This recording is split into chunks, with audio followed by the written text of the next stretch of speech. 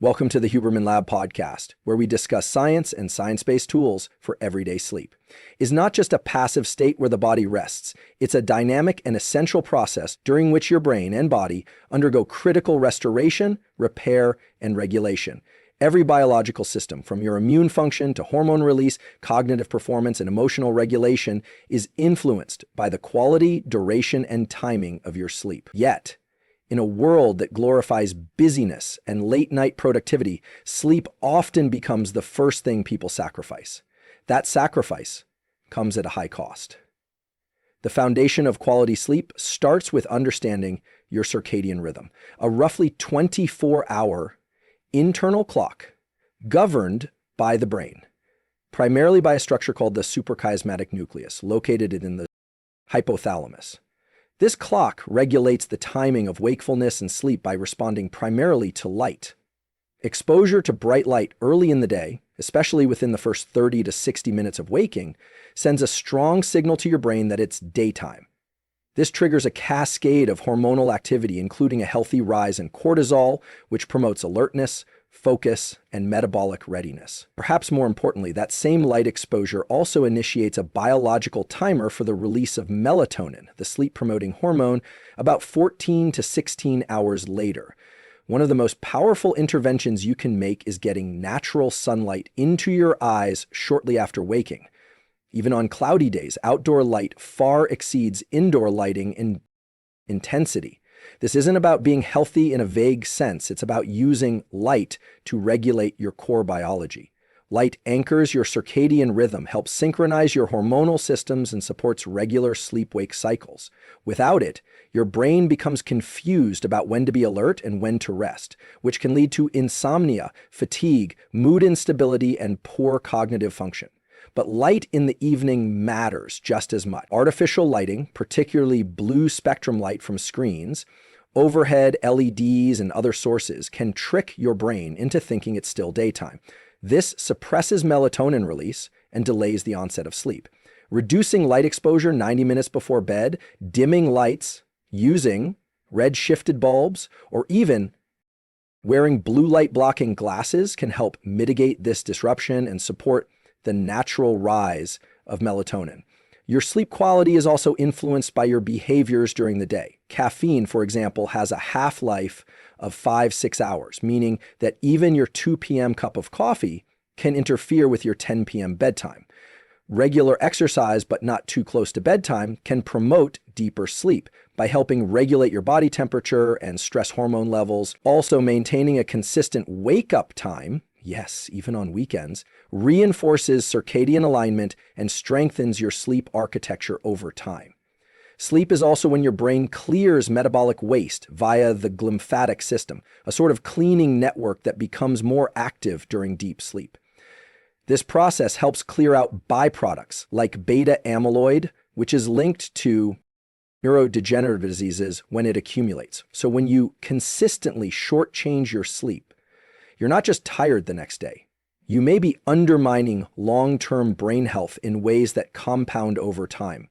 On a psychological level, sleep deprivation increases activity in the amygdala, the brain's fear and threat detection center, and decreases communication between the amygdala and the prefrontal cortex, which governs rational decision-making. That's why a poor night's sleep doesn't just make you physically sluggish. It can make you more reactive, less focused, and more emotionally volatile.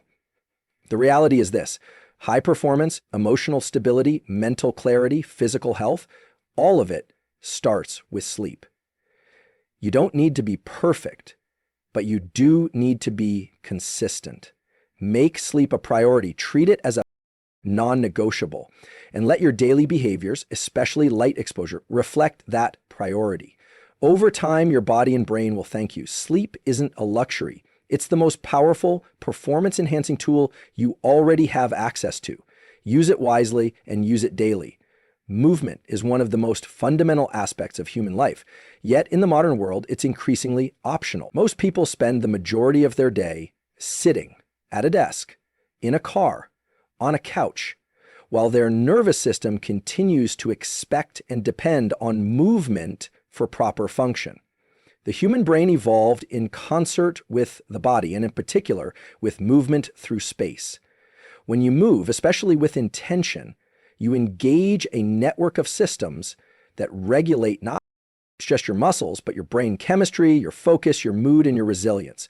Movement is not just about burning calories or improving physical appearance, it's a core input that shapes how well your brain and body perform. Engaging in daily physical activity helps regulate multiple neurotransmitters and hormones that contribute to your sense of motivation, well-being, and alertness. Exercise increases the release of dopamine, which is linked to motivation and reward, as well as serotonin, which supports mood stability. It also elevates levels of brain-direct neurotrophic factor, BDNF, a molecule that supports neuroplasticity, the brain's ability to change and adapt based on experience. When you move your body, especially in a challenging but manageable way, you're literally enhancing your brain's capacity to learn, grow, and recover. The type of movement matters, but not as much as the consistency of it. You don't have to train like an athlete to reap the benefits. Even a brisk 30-minute walk can shift your state by increasing circulation, stimulating the vestibular system, which helps regulate balance and spatial orientation, and enhancing your respiratory and cardiovascular system. This kind of low-intensity, steady-state movement, often called Zone 2 cardio, can be done daily and improves mitochondrial function, energy metabolism, and stress resilience over time. More intense movement, such as resistance training, also plays a critical role. Lifting weights or engaging in body weight resistance exercises not only builds strength, but supports hormonal balance by stimulating the release of growth hormone and testosterone, both of which are essential for repair and resilience. Importantly, resistance training also protects against age muscle loss, supports bone density, and improves insulin sensitivity. Even 2 to 3 sessions per week of strength-focused training can have a profound effect on your long-term health span. Movement also impacts your ability to focus. There's strong evidence that physical activity, particularly when it involves coordination, rhythm, or spatial awareness, activates brain areas involved in attention and executive function. That means your ability to do focused mental work later in the day is often improved when you've moved your body earlier. A short workout, a walk outside, or even a few minutes of dynamic stretching can help transition your brain into a more alert and attentive state. In fact, if you're feeling cognitively stuck or mentally foggy, the best first step is usually to move.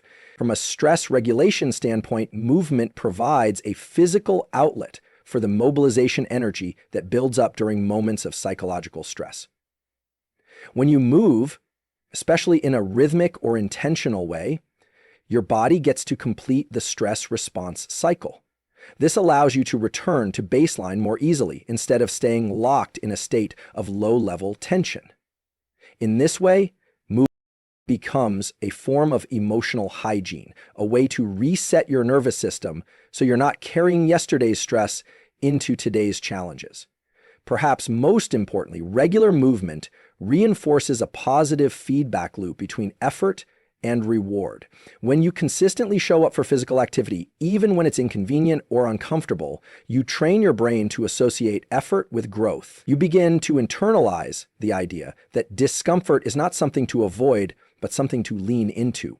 Over time, this builds resilience, not just in your muscles, but in your mindset. Daily movement doesn't have to be complex, but it must be deliberate. Your brain expects your body to move, and when it doesn't, everything, your energy, mood, focus, and health begins to decline. Move with intention every day, and your entire system will respond in kind. Every day, your ability to think clearly, solve problems, make decisions, and maintain focus is being shaped, either strengthened or diminished, by how you engage your mind.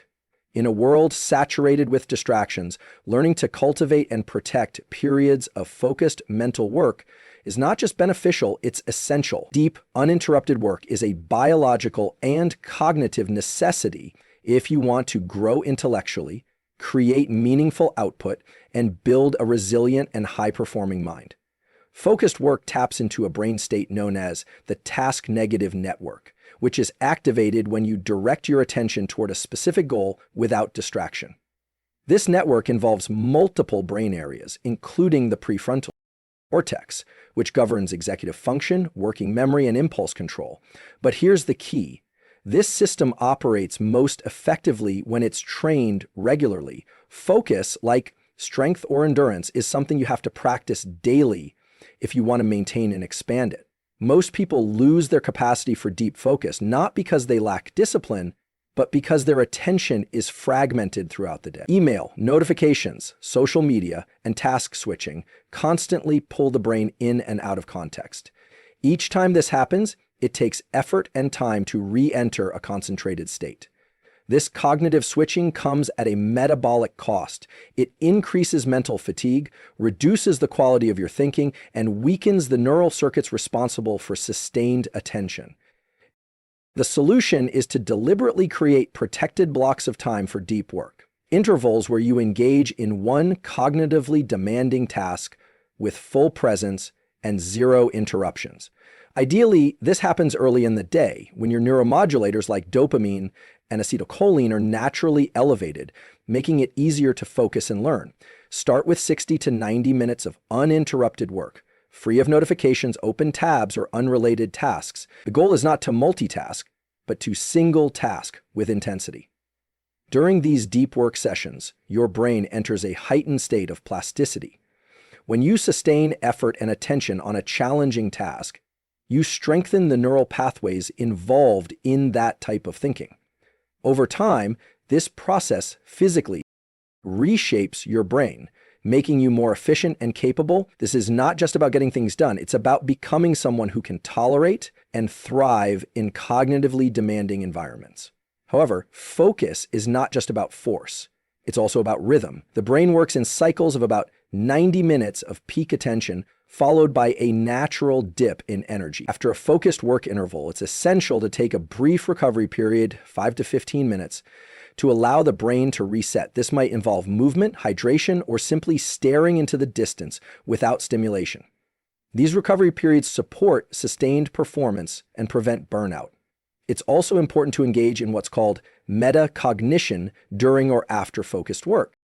That means stepping back to evaluate your thinking. What worked well? What was difficult? Where did your attention falter? By becoming aware of your cognitive patterns, you improve your ability to direct and refine your focus in future sessions. This self-awareness is a crucial part of optimizing mental performance. Environmental cues also play a powerful role. When possible, create a consistent environment for focused work. This might mean using the same desk, the same lighting, or even the same sounds to signal to your brain that it's time to engage. These associations help trigger a focused state more quickly and reduce the friction of getting started. Ultimately, focused mental work is not about doing more, but about doing the right things with presence and depth. It's how complex ideas are formed, how skill is developed, and how meaningful goals are achieved. When you make focus a daily practice, you train your brain to resist distraction, stay calm under pressure, and access a deeper level of clarity and insight. This kind of mental training doesn't just change what you can do, it changes who you become. Stress is an unavoidable part of life. It's a natural response to challenges, threats, and demands, and in moderate doses, it can be highly beneficial. Stress sharpens focus, boosts energy, and mobilizes the body for action. But problems arise when stress becomes chronic and unmanaged. When the body and brain remain in a heightened state of alert for too long, it leads to emotional instability, impaired focus, poor sleep, weakened immunity, and increased risk for long-term health problems. That's why working on stress modulation and recovery every single day isn't a luxury. It's a requirement for mental and physical well-being. The human nervous system operates across two main branches: the sympathetic system, often referred to as fight or flight, and the parasympathetic system, known as rest and digest. Stress activates the sympathetic branch, flooding the body with adrenaline and cortisol. These chemicals increase heart rate, sharpen attention, and prepare you to act. In the short term, this response can enhance performance. But if the sympathetic system stays chronically activated without recovery, it begins to wear down the system it was meant to protect.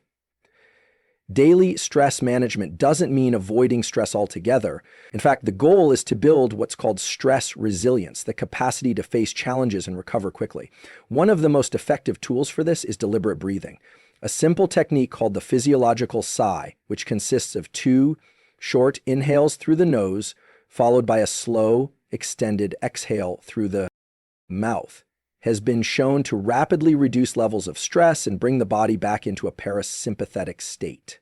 This method taps directly into the nerve, which plays a key role in calming the nervous system. Another powerful method for modulating stress is mindfulness. This doesn't necessarily mean long meditation sessions, though those can be helpful, but rather short, intentional moments of awareness throughout the day. Bringing your attention fully to the present moment, even for a minute or two, can create a break in the cycle of rumination and anxiety. Over time, practicing mindfulness builds the capacity to notice stress signals early, before they escalate into overwhelm. Movement also plays a key role in stress regulation. Physical activity, particularly rhythmic forms like walking, swimming, or cycling, can help process and clear stress hormones. This is not just about the runner's high or temporary mood boost. Regular movement physically resets the nervous system, supports the balance between sympathetic and parasympathetic states, and makes you more adaptable to future stressors. Even short bursts of movement, like stretching or walking during breaks, can serve as a powerful tool to break up stress buildup.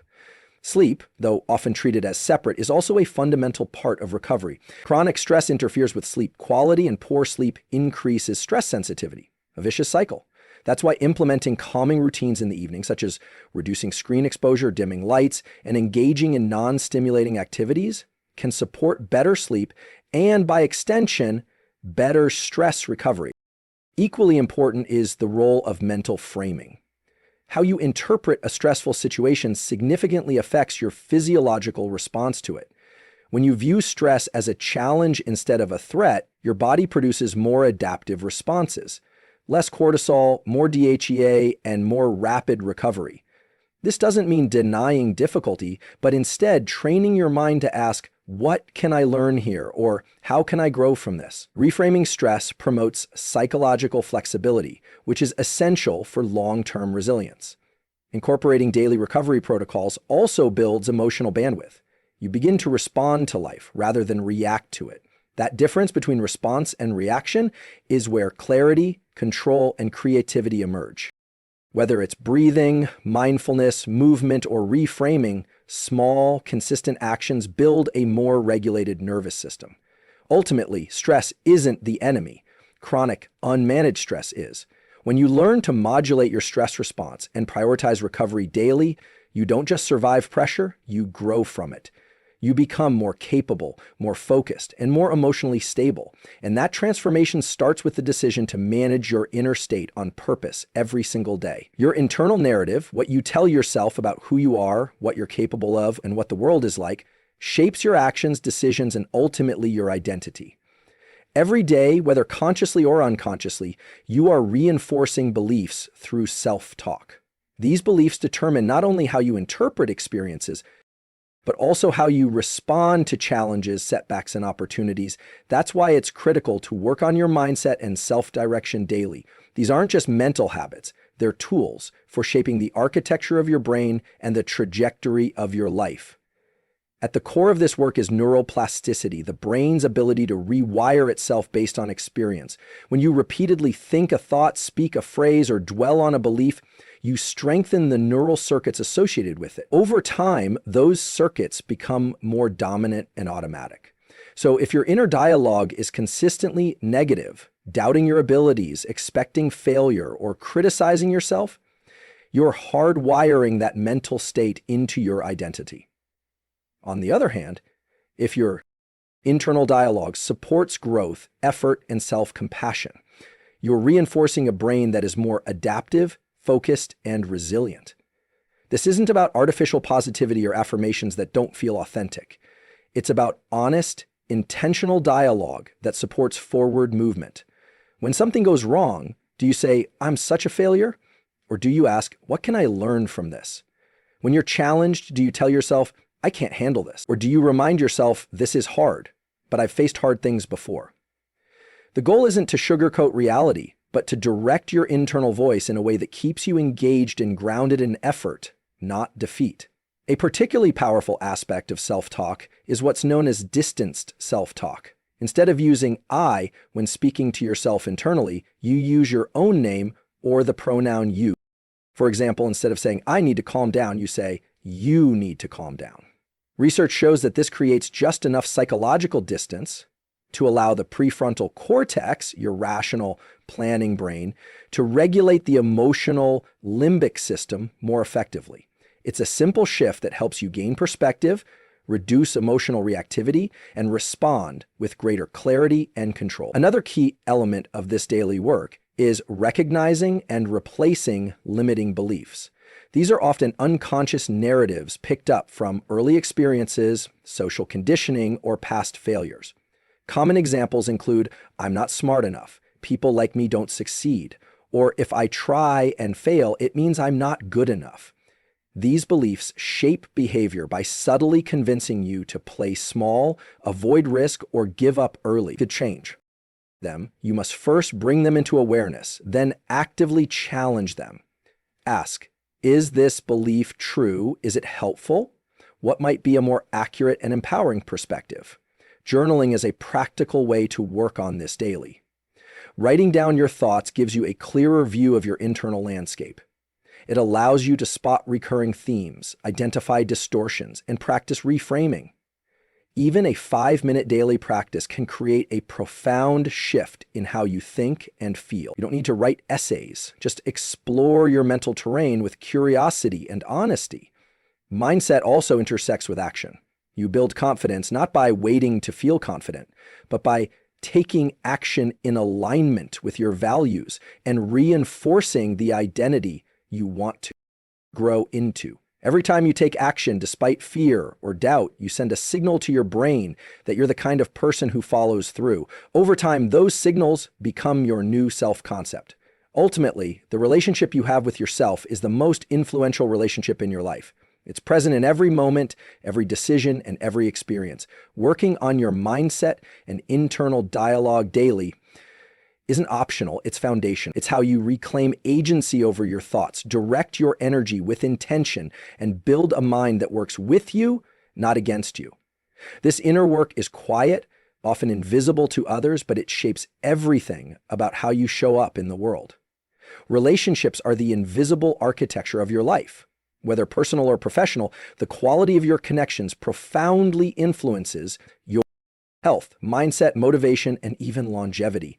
Neuroscience and psychology both confirm what humans have intuitively known for millennia. We are wired for connection. And yet, in a fast-paced, hyper-distracted world, maintaining deep, meaningful relationships requires conscious effort. That's why tending to your relationships every day, not just when it's convenient, is essential for long-term well-being and performance. Humans have evolved to thrive in social groups. Our nervous system constantly scans for signals of safety or threat in our social environment. When you feel seen, understood, and valued by others, your brain releases oxytocin, a neurochemical that lowers stress, boosts emotional resilience, and strengthens trust. But when you feel isolated, rejected, or chronically misunderstood, the opposite occurs. Cortisol and other stress hormones increase, and systems involved in immune function, cognition, and emotional regulation suffer. Social disconnection isn't just painful, it's biologically destabilizing. The good news is that you don't need dozens of close connections to reap the benefits of human bonding. Even a few high-quality relationships can create a powerful foundation of emotional and psychological support. But the key is daily engagement. Relationships, like physical health or mental focus, degrade without attention. The myth that real friends don't need to talk all the time is misleading. While relationships don't need constant maintenance, they do require regular signals of care, presence, and intentionality. A short message, a kind word, a shared moment of attention, all of these micro interactions act as emotional nutrition. Importantly, the health of your relationships depends not just on how others treat you, but on how you show up for others. The brain has mirror neurons, cells that fire both when you perform an action and when you observe someone else performing that action. These neurons are part of the mechanism through which we experience empathy. When you actively listen, express appreciation, or offer support, you're not just strengthening your bond with another person. You're training your own brain to become more attuned, empathetic, and socially intelligent. Daily relationship work also includes repairing ruptures quickly. Every close connection will encounter friction, misunderstandings, or hurt. What determines the strength of the relationship is not whether those moments occur, but how they are handled. Avoidance creates emotional scar tissue. Honest repair builds trust. This means being willing to apologize, clarify, or communicate when needed, even if it's uncomfortable. The ability to have difficult conversations with respect and calmness is a muscle that must be practiced. Another crucial aspect of relational health is boundaries. Strong relationships are not built on constant availability or self-sacrifice. They're built on mutual respect, clarity, and trust. Setting and respecting boundaries helps prevent resentment, burnout, and emotional depletion. It also allows for deeper authenticity, as both people feel safe expressing their needs and limits without fear of rejection. This too is daily work, checking in with yourself, assessing your energy, and communicating clearly. Digital communication has made it easier to stay in touch, but it has also diluted the depth of many interactions. A daily scroll through someone's life is not the same as genuine connection. To truly nurture relationships, you must go beyond passive consumption and engage in real dialogue. Call someone, ask how they're really doing, share something meaningful, express gratitude.